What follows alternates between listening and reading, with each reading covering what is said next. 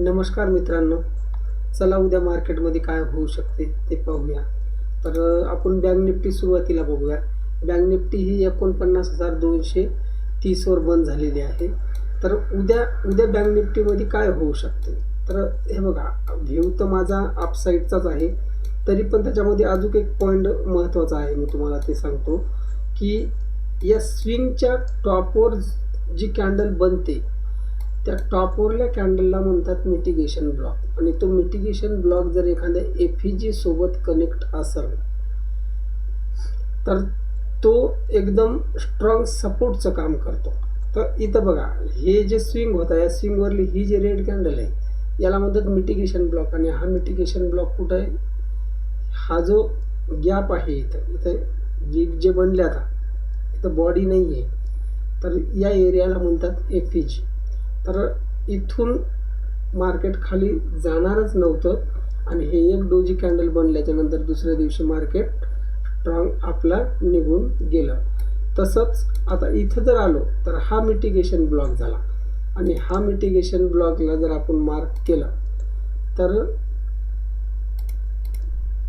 ही एक strong candle आहे. या स्ट्रॉंग कॅन्डलमधला हा जो मधला जो भाग आहे हा एक एफईजी आहे, कारण का हा मिटिगेट झालेला नाही आहे आणि हा एफईजी एका मिटिगेशन ब्लॉकसोबत कनेक्ट आहे. त्याच्यामुळं उद्या आपण जवळपास 49,100च्या जवळपास बिंदास बाईंग करू शकतो. मार्केट त्याच्या खाली येणार नाही. फक्त मार्केटमध्ये एखादी न्यूज वगैरे मेजर काही असं व्हायला नाही पाहिजे. नॉर्मल गोष्टीने जर पाहिलं तर उद्या बँक निफ्टीमध्ये चांगल्या प्रकारे बाईंगच आपण करू शकतो, बाईंगचाच मूव येऊ शकतो. आणि बँक निफ्टीला जर आपण 10 मिनिटाच्या चार्टमध्ये जर पाहिलं आणि एक फिबोनाची लावला तर फिबोनाची लेवल चेक केलं तर एक 0.5 हे गोल्डन लेवल मानल्या जाते. या लेवलवर आल्याच्या नंतर एक अपसाईडचा मूव येतो, म्हणजे जो ट्रेंड चालू आहे तो ट्रेंड तिथून मार्केट कंटिन्यू करत असते. हे फिबोनाचीचं एक हे आहे. त्याच्यामुळं आपल्याला फिबोनाची पण सांगते की मार्केटमध्ये उद्या बाईंगच करायची. आणि डेलीच्या कॅन्डलमध्ये पाहिलं तर हा मिटिगेशन ब्लॉकचा जो एरिया आहे हा एका एफईजी सोबत कनेक्ट आहे आणि हा एक स्ट्रॉंग सपोर्टचा पॉईंट आहे. त्याच्यामुळं शक्यतो तर बँक निफ्टीसुद्धा उद्या गॅपअप होण्याचे चान्सेस आहेत. जर गॅपअप ओपन झाली बँक निफ्टी तर आपण आज जर बघलं, ओपन इंटरेस्ट जर चेक केला बँक निफ्टीचा, तर आजच्या ह्याच्यामध्ये एकदम चांगल्या प्रकारे ओपन इंटरेस्ट कॉलमध्ये वरी जनरेट झालेला आहे. म्हणजे इथं लोकांनी हे कॉल सेल केलेले आहेत. तर उद्या यांचे सर्वांचे एसएल खाण्यासाठी बँक निफ्टीवर जाऊ शकते. तर उद्या जर गॅपअप ओपन झाली तर पहिलं टार्गेट राहील बँक निफ्टीचं 49,500 आणि दुसरं टार्गेट राहील जवळपास 50,000 किंवा 49,900. 50-100 पॉईंट वर खाली हे दोन टार्गेट असू शकतात बँक निफ्टीचे. आता निफ्टीमध्ये काय करायचं? निफ्टीमध्ये बघलं तर आज निफ्टीनं कॅन्डल चांगल्या प्रकारे बनवलेली आहे. फक्त वरची ही वीक फाईल ही फक्त थोडीशी दाखवते की सेलिंगचा एरिया आहे. पण कॅन्डलला जर बघलं तर कॅन्डल ही आज ओपन लो सेम आहे निफ्टीचा. म्हणजे बायर एवढे अग्रेसिव्ह होते की जिथं ओपन झाली त्याच्या खाली निफ्टीला त्यांनी येऊच दिलं नाही.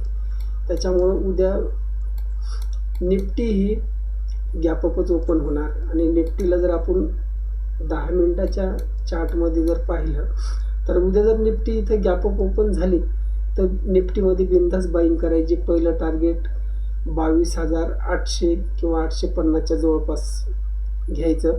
इथं थोडंसं साईडवेज होऊन जर निफ्टी वर निघायला लागली तर दुसरं टार्गेट राहील 22,850 ते 22,900 पर्यंत.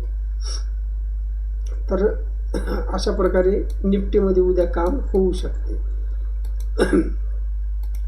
तर निफ्टीचा जर ओपन इंटरेस्ट बघला तर निफ्टीमध्ये पूर्ण बाईंगचा ओपन इंटरेस्ट बनलेला आहे, कारण पुटमध्ये बाईंग झालेली आहे निफ्टीच्या जवळपास 1.54 करोड. इथं पुटमध्ये ओपन इंटरेस्ट, कॉलचा ओपन इंटरेस्ट आहे आणि पुटमध्ये 2.1 करोड.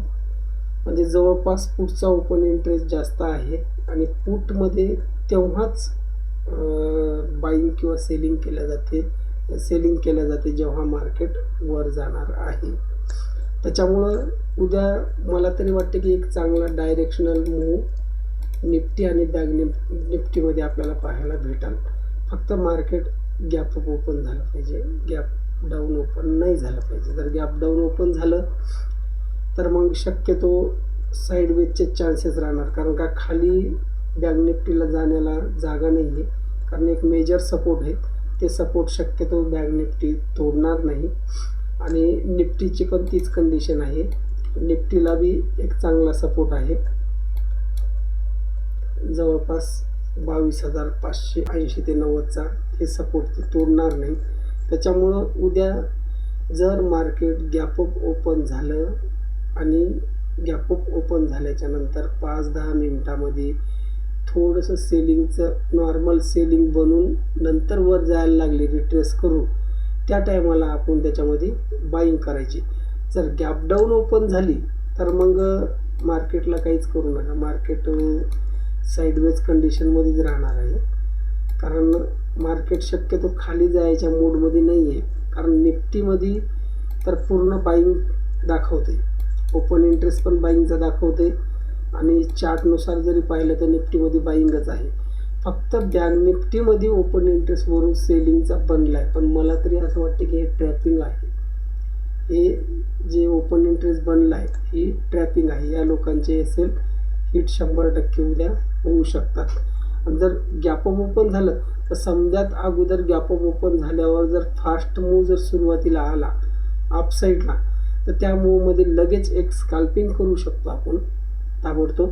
स्कॅल्पिंग केल्याच्या नंतर जेव्हा बँक निफ्टी इथं जवळपास 49,500च्या जवळपास येईल तर हे जे ज्यांनी कॉल सेलिंग केलेले आहे ते मार्केटला वर जाऊ नये किंवा भीतीपोटी त्यांच्या पोझिशन क्लोज करतील, तर एक रिट्रेसमेंट येऊ शकते. त्या रिट्रेसमेंटच्या नंतर आपण बाईंग करायची आणि दुसरं टार्गेट राहील आपलं 50,000. अशा पद्धतीनं उद्या मार्केटमध्ये काम होऊ शकते. तर मित्रांनो, व्हिडिओ कसा वाटला काय नाही फीडबॅक कळवा आणि एक मार्केटमध्ये कशा पद्धतीनं वर्किंग करायचं काय नाही याची एक सिरीज चालू करणार आहो मी. ते आज किंवा उद्या मी आजच करणार होतो, पण मला थोडा वेळ नाही भेटला त्याच्यामुळे आज नाही करू शकलो. उद्यापासून मी ती सिरीज चालू करणार. धन्यवाद.